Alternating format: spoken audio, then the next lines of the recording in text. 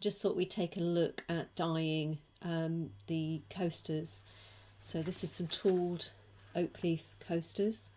This one was taken from a print, so it's got quite a dark line edging, and hopefully the dyeing will minimise the look of that. I've got handy a cotton bud, and I'm going to be using the Identity Store water-based leather stains. I've got forest green, yellow ochre and mahogany, and I also have the Fiebing's Antique Paste finish in tan. So I'm going to put the camera down so that you can see the work. So whenever I'm using these stains, I have a little tray here. Let's just move that into shot. This is a yogurt pot tray, and I like to tip a little bit of the dye, so I give them a bit of a shake beforehand. And I'm going to really put a tiny bit in, because a little goes a long way when you do this. Bit of a shake just to mix them. Pour a little bit in.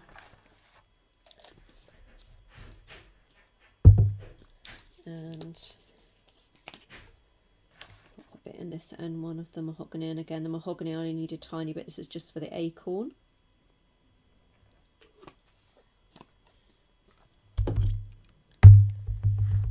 Okay, so I'm just going to put that to one side for a moment, because what I want to do is just respray and moisten the leather, just to allow the colours to disperse a bit more naturally. And I have here some leaves that I picked to look at the colours of them. So these were from today. So these are some oak leaves. I have a lovely acorn here. It fell out of its little dish. There's one in its little dish. So it just gives you a bit of a sense of the colours and how nature kind of creates it. So I'm going to use the yellow and green idea. Now I'm going to put a little bit of my water spray in on top of the stains that I've got, the little drops of stains I've got in here. So I just want to thin them out a fraction, well, a fair bit actually, so they're a bit more watery, and it gives me a bit more control to blend them. So I'm just going to start with the acorn, and I'm going to put a little bit on my brush here, and I'm just going to do a little bit of a painting of that acorn.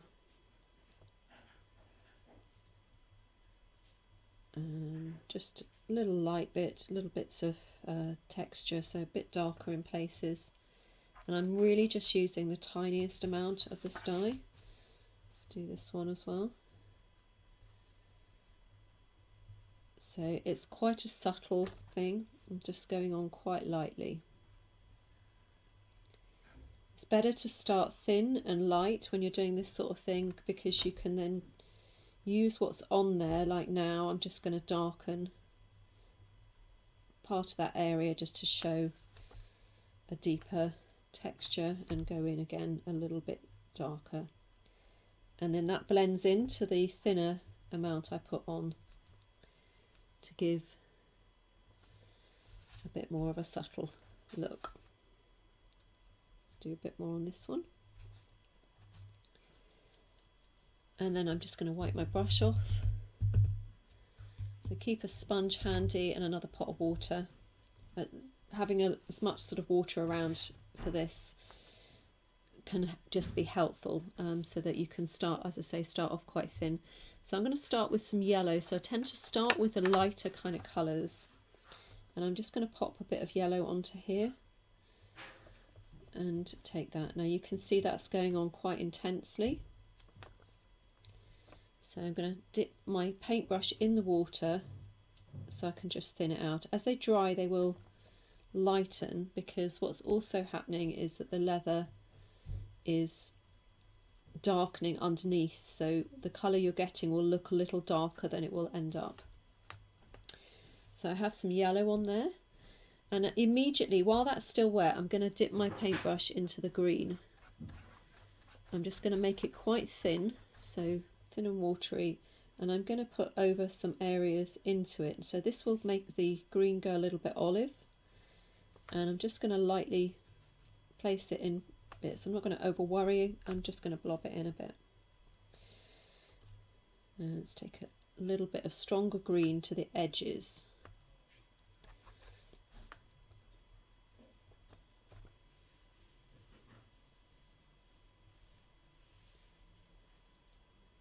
Okay, that's gone on quite strong, so I'm just going to again wet my brush back and blend that over a bit so that it's less intense and it's more blended to the yellow.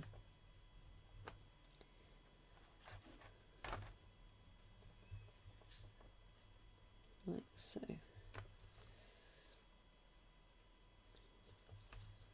Okay, I'm going to do the top leaf now. So again, I'm going to start with the yellow, just cleaning my brush, loading it with some water.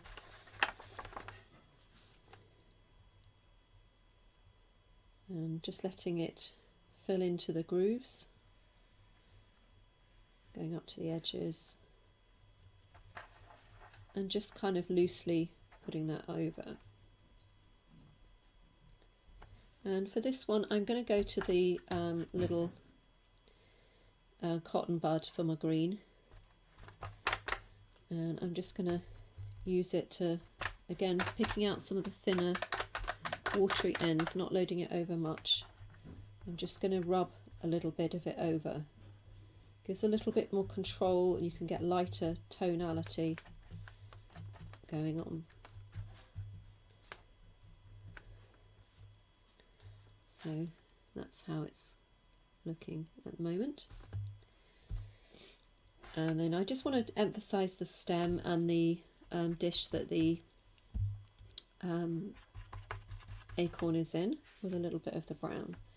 So I'm going to really finely just take a little bit of that down and then just stipple that in.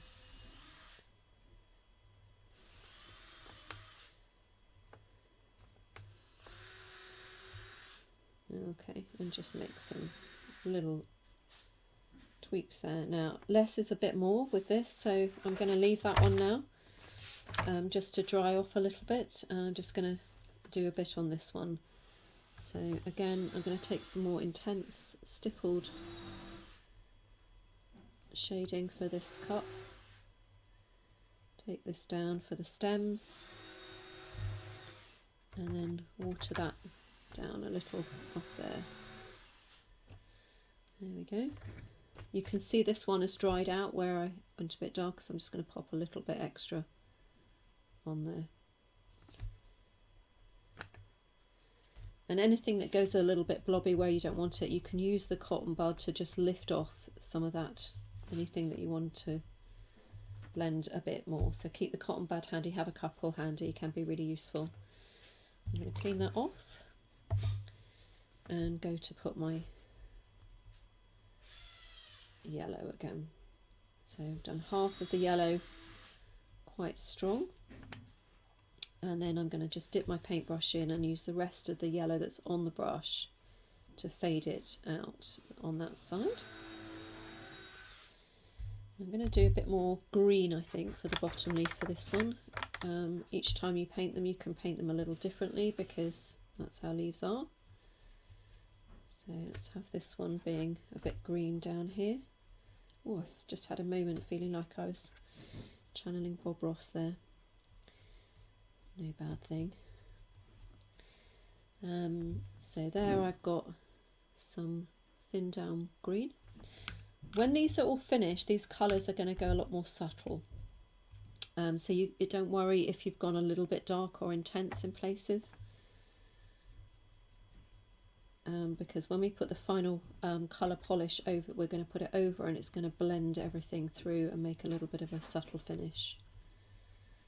So I'm just going to pick out a little bit here.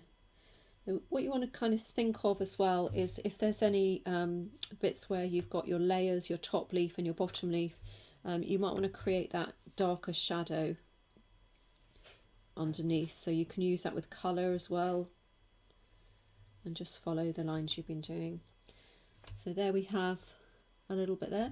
I'm going to just do a little bit of the brown onto this yellow one this time. So I'm just going to pop a little bit of my paintbrush into the brown and get that a little bit more tan.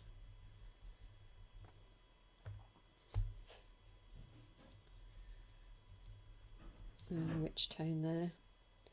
So just sort of take a little look at it now and see what you want to add.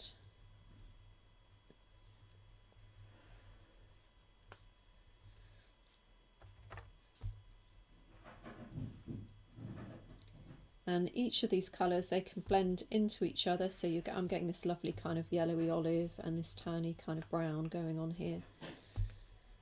Getting nice and natural looking. So I think, again, knowing when to stop.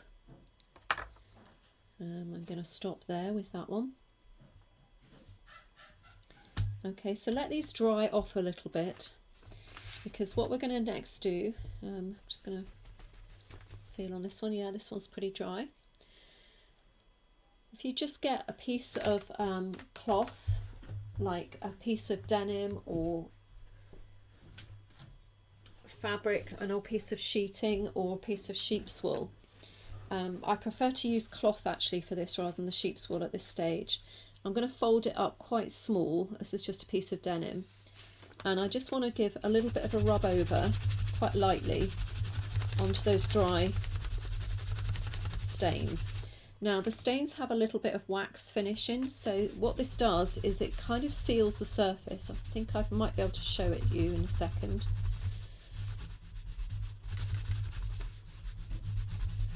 And it gives a little bit of a sheen on it, which is going to just repel the next layer we go. So it's going to help keep some of those colours a little truer anyway. So I'm going to just pop that one to one side because that still needs to dry off a little bit.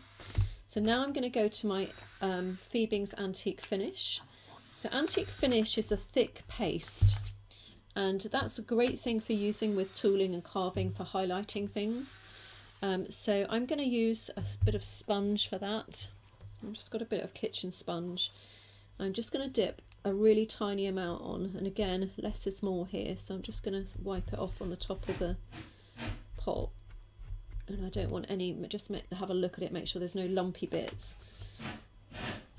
And I'm just going to go over the entire thing now with this tan, working it into the carving and tooling that we've done. And it's going to make the colours a little bit sort of more muted, but it's also going to work it into the tooled areas and give a greater contrast.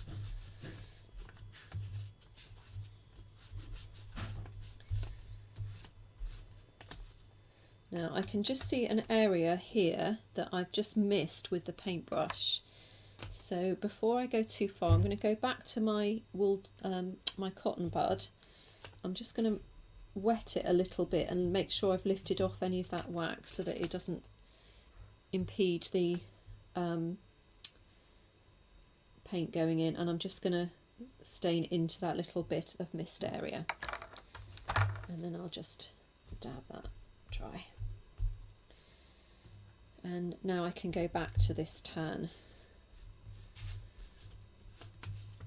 Now because this is a wax, you can go over your edges with this as well, and then it will give you a bit of an edge finish which you can slick into because it's quite wax heavy. So I'm just working into that, just keeping an eye on it all, just avoiding for the moment that little bit I just touched up.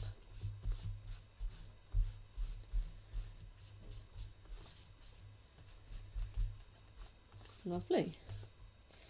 So this tan is quite a light kind of colour ground, but it just gives a kind of warmth over the whole thing. And with any of these kind of products where they've got wax base, at the buffing action is where we can create a seal on the top. So I'm just going to really give them a good buff. Now it's really important when you do any dyeing that you buff, any loose pigment that's sitting on the top, that is what transfers. It's nothing to do with what type of dye or stain or anything like that. It's just to do with whether there's extra pigment that's not bonded to the fibres. So that everything that you use, dyes and paints for leather, are designed to fix to the leather. So the only reason you'd get any transfer would be if you haven't wiped off this top. So that's now given a kind of lovely subtle seal to those colours. So I'm just going to pop that one down. I'll do a close-up of it to put up at the end. I'm going to go back to the other one that I've got here and finish that one off now. That one feels dry. It feels a bit weird putting it all over the top of all the stuff you just painted, but it really brings it out.